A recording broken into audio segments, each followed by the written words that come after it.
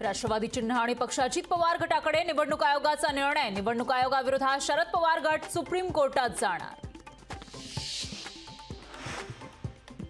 शरद पवार गटानं चिन्ह आणि नाव सुचवावं। आज 4 वाजेपर्यंत पक्ष आणि चिन्हाचा पर्याय द्या, अन्यथा अपक्ष म्हणून मान्यता मिळेल। शरद पवार गटाला निवडणूक आयोगाचे आदेश। निवडणूक आयोगाचा निकाल म्हणजे लोकशाहीचा वध। निवडणूक आयोग मोदी आणि शहांचा। संजय राऊतांची निवडणूक आयोगाच्या निकालावर प्रतिक्रिया।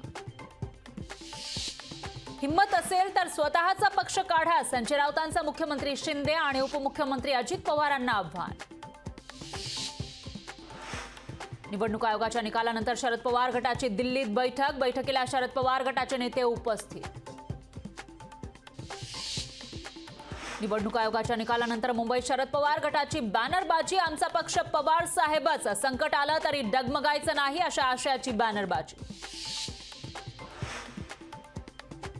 भाजप आणि मनसे युतीच्या चर्चेला सुरुवात। मनसे नेते आणि फडणवीसांमध्ये गुप्त बैठक। लोकसभा निवडणुकांच्या पार्श्वभूमीवर बैठका।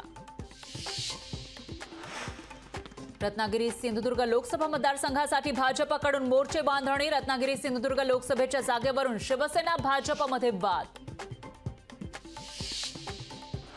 कर्नाटकचे मुख्यमंत्री सिद्धरामय्या दिल्लीतील जंतर मंतरवर केंद्र सरकार विरोधात करणार निदर्शनं। केंद्र सरकार कर आणि आर्थिक मदत देत नसल्याचा सिद्धरामय्या यांचा आरोप। ज्ञानवापी प्रकरणी आज अलाहाबाद उच्च न्यायालयामध्ये सुनावणी। मुस्लिम आणि हिंदू बाजूंनी न्यायालयात होणार युक्तिवाद। मुख्यमंत्री शिंदे आज धाराशिव दौऱ्यावर। शिवसंकल्प मेळाव्यात मुख्यमंत्री कार्यकर्त्यांना करणार संबोधित। आगामी लोकसभा निवडणुकांच्या पार्श्वभूमीवर शिंदेंचा दौरा महत्त्वाचा। धाराशिव लोकसभा लढवण्यासाठी धनंजय सामंत इच्छुक। शिवसंकल्प मेळाव्यास्थळी भाविक खासदार म्हणून धनंजय सामंत यांचे बॅनर।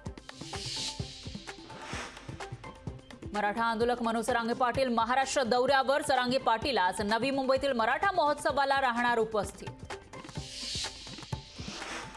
राज्यातील निवासी डॉक्टर विविध मागण्यांसाठी आजपासून संपावर जाणार। संपाचा रुग्णसेवेला फटका बसण्याची शक्यता।